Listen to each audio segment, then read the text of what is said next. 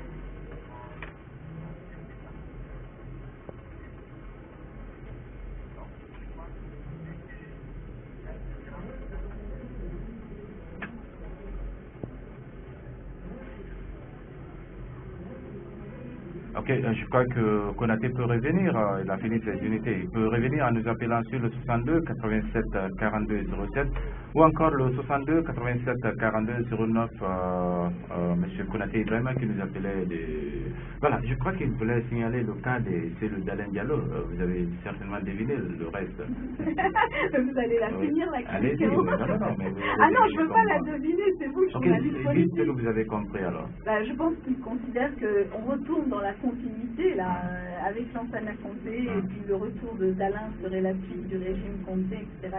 Puisqu'il a parlé des clients, Cellou pourrait être l'un des grands clients du régime Conté. Oui, mais rappelez-moi, Mamadou Sylla est un des grands clients du régime Conté. Kassory Fofana, que j'adore, qui m'ont fait un jour une parenthèse, mais bien contre les aussi, c'est un des grands du régime Conté. Et Kéridi Bangoura, qui a été l'un des plus jeunes ministres du régime Conté. Je veux dire, tous ces gens, on ne va pas tuer tous les gens qui ont servi l'ancien Condé pour dire qu'on va vers des élections libres et transparentes. On va être sérieux 5 minutes. On a aujourd'hui Cellou Dalein que j'ai dit sur une autre radio. Alpha Condé a fait de la politique à l'extérieur pour aller vers une démocratie. Cellou Dalein a choisi de construire tous les jours, à sa façon, peut-être pas la meilleure, mais nul n'est parfait, son pays.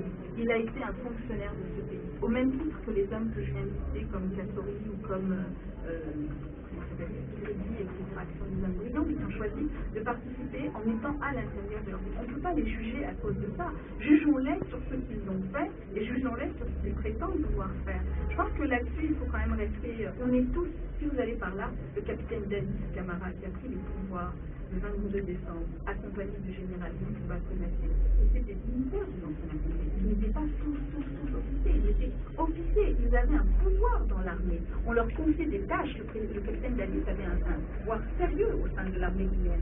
Il gérait les carburants, c'était un pouvoir dans une armée gérer les carburants. Quand on doit partir en guerre et qu'on a les caisses, ça veut tout dire. Je veux dire, on a aujourd'hui des hommes qui ont servi loyalement, ou non, un régime, qui en ont fait un système libéral et d'autres qui en ont fait un système anarchique. L'anarchie doit disparaître pour voir le libéralisme reprendre sa place et construire notre pays. On parlait d'Obama tout à l'heure. Il a hérité d'un système financier catastrophique dans le monde bancaire. Il est obligé de prendre une sanction qui s'impose. Ça ne fait pas de lui un homme libéral. Mais par contre, on a bien des familles américaines qui aujourd'hui n'ont plus de maison. C'est ça la vérité. Avocat Sida nous appelle de Longueur, nous le prenons. Sida, bonjour. Ok, voilà, je rappelle que les auditeurs, lorsqu'ils appellent, ils doivent s'éloigner de leur poste récepteur ou l'éteindre complètement puisqu'ils peuvent nous attendre dans leur téléphone. L'émission s'appelle Société et débat socio-familial FM 105.3. Notre invité, Dr Chantal Coll, PDG de Allo LG. Nous prenons Sylvie Amara. Bonjour Sylvie. Oui, bonjour. Comment allez-vous? Je vous écoute.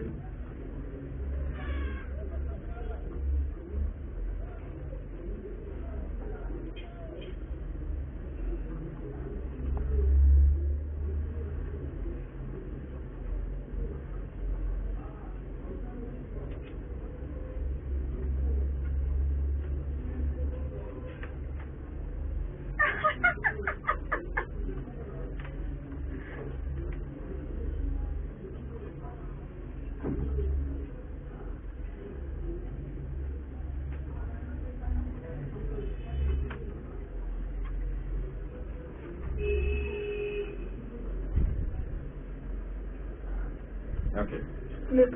Monsieur Sidibé, soyons sérieux 5 minutes. Vous venez de me dire 900 francs la seconde. Ça veut dire que pour parler 10 secondes au téléphone, il fallait 9000 francs guinéens. Monsieur Sidibé, est-ce qu'on peut avoir des gens de Monsieur Kouyaté honnêtes? Ça me rendrait véritablement service. Parce que 900 francs la seconde, c'est absolument impossible. Je vous signale que quand nous avons commencé à emmener le téléphone dans ce pays, on ne facturait pas à la seconde, mais à la minute. Ça n'a jamais été à la seconde, monsieur Sidibé, mais à la minute. Et c'était 300 francs la minute. Et toute minute commencée était due. Donc quand vous achetiez 3000 francs de recharge téléphonique, monsieur Sidibé, vous pouviez parler 10 minutes. Et là, vous venez de me dire qu'avec 9000 francs, vous ne parliez pas 10 secondes. Vous voyez, une intervention comme ça, au risque de choquer l'équipe de M. Kouyaté, est le reflet de ce que je pense de l'équipe Kouyaté. Elle est faite de mensonges. Et là, c'était chiffre, c'est clair, c'est net, c'est précis. Merci, M. Sidibé, pour cette intervention qui me conforte dans mon opinion. Oui, je crois que M. Sidibé, c'était certainement